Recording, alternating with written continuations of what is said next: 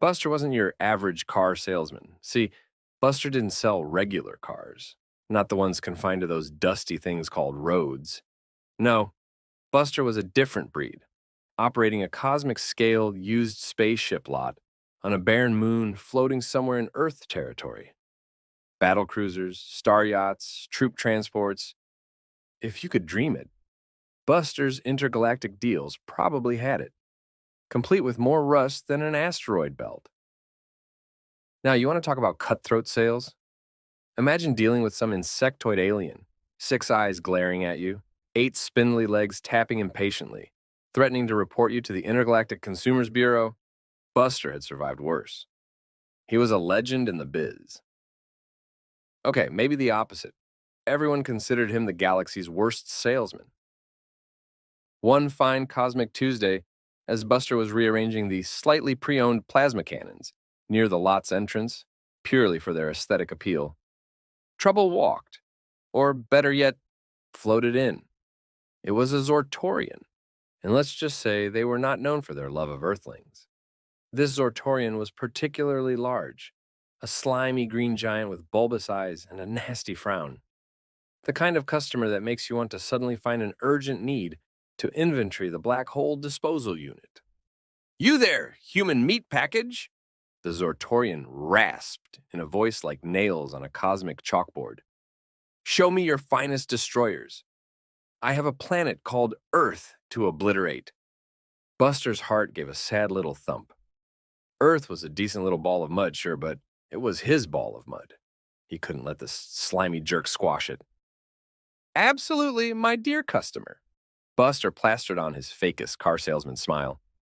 Time to put those legendary, terrible sales skills to work. Buster led the Zortorian through the back end of the lot, past all the dented shuttles and the starships, with the eternally blinking check engine light, was an absolute gem. The ship was a classic. Sure, it looked like it had been pieced together with spare parts from a dozen different galaxies, and yes, part of the hull was held together with cosmic duct tape, put there by his mechanic buddy, Gus. But hey, character. "This here," Buster announced with a flourish, "is the indomitable spirit of Zirgon 5. A beauty, ain't she? You won't find a finer destroyer this side of the Andromeda Nebula." The Zortorian narrowed his eyes. "And the weaponry?" "Ah, weaponry," Buster coughed, hoping his nervousness didn't show. Time for some creative upselling. "See, that's the thing, this baby. She focuses on subtlety. It's psychological warfare. Like one look at this beauty, and your enemies lose the will to fight. Saves on ammo. Genius, really." The Zortorian's massive brow creased. He circled the ship, tapping the duct-taped section thoughtfully. Buster held his breath. "Come on, slimy sucker. Take the bait." The Zortorian grumbled. "And the price?" "Ah, the price," Buster beamed, finally on familiar territory. "Well, since you're a valued customer, how about we say half your soul and 23 of your finest subjugated planets?" The alien went silent. Buster knew that look. It was the "I'm about to vaporize you and trample your entire species" look. Okay, it's time for Plan B, as in Buster's brilliant backup plan. Just as the Zortorian slime started glowing an ominous shade of radioactive green, Buster executed his backup plan with flawless precision. He tripped right into the open hatch of the indomitable spirit of Zirgon 5. Okay, maybe it wasn't flawless. Buster scrambled to the control panel, activating everything with wild button mashing. Engines roared, questionable wiring sputtered, and the ship wheezed to life with a sound like a dying robot whale. "Hey!" the Zortorian bellowed, stomping towards the ship. "Get out of there, Earthling!" "Sorry, pal," Buster called back, slamming the airlock shut with a satisfying thunk. "No test drive for you today." With the reflexes of a slightly concussed gerbil, Buster piloted the ship in a way that would have made any sane captain weep. The indomitable spirit lurched sideways, narrowly missing a satellite Buster was pretty sure he'd once sold to a Venusian crime lord. You miserable little... The Zortorian's bellows were muffled by the vacuum of space, which was just peachy for Buster. He pushed every lever, knob, and blinking thingy he could find. Suddenly, with a sound like the universe having a bad case of indigestion, the ship vanished into a jury-rigged hyperdrive. The Zortorian, Buster guessed, was probably back down on the lot, fuming like a radioactive volcano. Score one for the small, squishy Earthling. The hyperdrive shuddered like it was about to spit the ship back into regular space. And it did, straight into a giant, swirling mess of asteroids. "Aw, biscuits," Buster blurted, wrestling with the controls as the ship dodged and weaved through the rocky maze. Just when it looked like the indomitable spirit might actually become a permanent part of the cosmic landscape, the ship lurched to a halt. Buster blinked. Directly ahead was a gargantuan alien vessel. This thing made the Zortorian's preferred destroyer look like a toy. It bristled with cannons that could probably pulverize entire star systems. Buster's blood ran cold. Turns out, running from one angry alien meant crashing into a whole fleet of them. His luck was worse than a black cat gambling on Cosmic Friday the 13th. Suddenly, his battered comm system crackled to life. "Unidentified vessel," boomed a voice with the authority of an exploding supernova. "You will power down and prepare to be boarded." Well, that was it. Buster was about to be made into an alien's appetizer. Still, in the grand tradition of terrible salesmen everywhere, he figured he might as well go out with a bang. Hey there!" he shouted into the comm unit, infusing his voice with all the smarmy charm he could muster. "You guys in the market for a pre-owned masterpiece? I got just the thing. Low orbits, a little duct tape here and there. Perfect for conquering puny planets." Buster waited, half expecting the alien ship to obliterate him into cosmic dust. Instead, there was a long silence, followed by the sound you'd expect a confused cosmic cow to make. "A puny planet conqueror?" The alien admiral sounded bewildered. "Are you joking?" "Joking?" Buster scoffed. "Mister, I'm dead serious. This baby may look like a junkyard special, but don't let her fool you. I've seen her take names, kick asteroids, all without breaking a sweat." More baffled silence. Buster pictured the alien fleet, probably a bunch of hardcore battle commanders with more scars than a used shuttle, staring at each other in confusion. They'd probably never dealt with anyone quite like Buster. "Look," he continued, channeling all the used car salesman's shamelessness he could muster.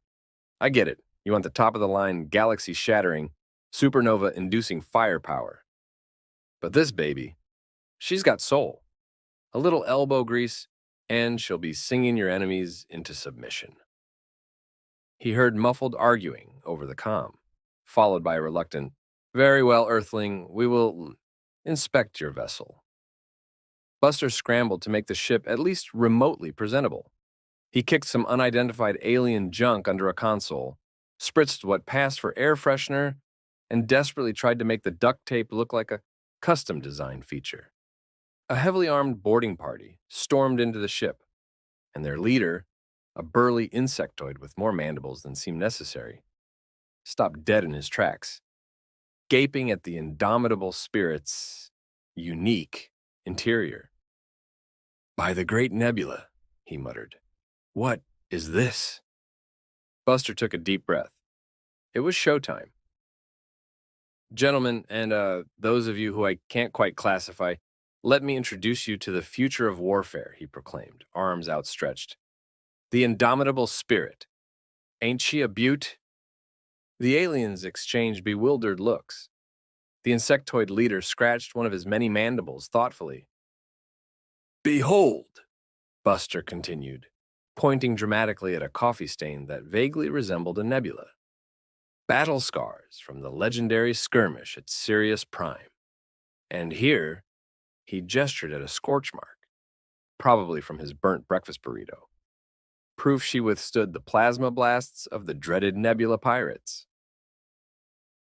Their skepticism was fading, replaced by something akin to curiosity.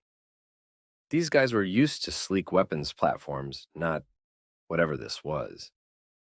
But wait, there's more, Buster pressed onwards. Custom duct tape detailing, the height of battlefield chic, unidentifiable stains, perfect camouflage. And gentlemen, he steadied his voice, this ship leaks a uniquely pungent gas. A smell so foul it's been known to knock out entire battalions. The insectoid leader actually snorted. The rest of the boarding party were stifling what Buster was pretty sure was alien anticipation of an incredible deal. This was going better than he'd ever imagined. Look, he said casually, I know she's not what you're used to, but warfare's evolving. Brute force is out. Psychological terror is in. Think about it. Roll up with this baby. Your enemies won't be laughing. They'll be too busy vomiting and running in the other direction. Silence descended. Then the insectoid leader roared with laughter, his mandibles clicking in amusement. Earthling, he wheezed, you drive a hard bargain. Very well, we'll take it. Buster barely contained his whoop of triumph. He'd done it. He'd sold the most unsellable ship in the galaxy. And as the aliens signed the cosmic equivalent of a sales contract, he couldn't help but think, maybe I'm not such a terrible salesman after all. Word of the indomitable spirit and Buster's unique salesmanship spread across the galaxy faster than a supernova blast.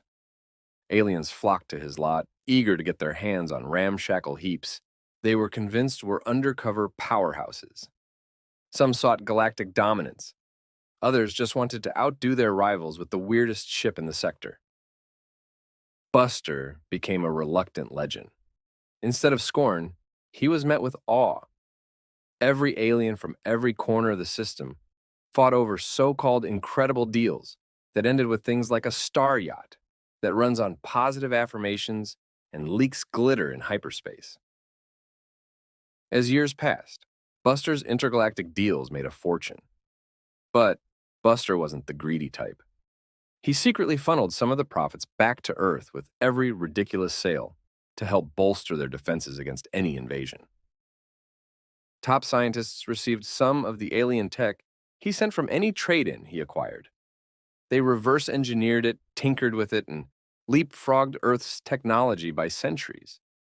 Meanwhile, the alien military forces, armed with Buster's finest lemons, became the laughingstock of the cosmos. Spaceships that wouldn't start, weapons that played polka music instead of firing, cloaking devices that turned them neon pink. It was pure galactic slapstick. And so, Earth was never invaded. Not by the Zortorians, nor the insectoids, nor any of the other alien forces armed with Buster's masterpieces they accumulated over the years. Unbeknownst to them, Earth was quietly evolving. When other species were still fiddling with faulty plasma cannons, Earth's fleet hummed with cutting-edge tech that no one had even dreamed of. Buster, back on his lot, whistling a cheerful tune as he polished a questionable stain on a shuttle, never claimed credit. He was, after all, just a simple salesman. But sometimes, the galaxy's greatest heroes aren't the ones holding the blasters. Sometimes, they're the ones holding a cosmic car title and a whole lot of shenanigans.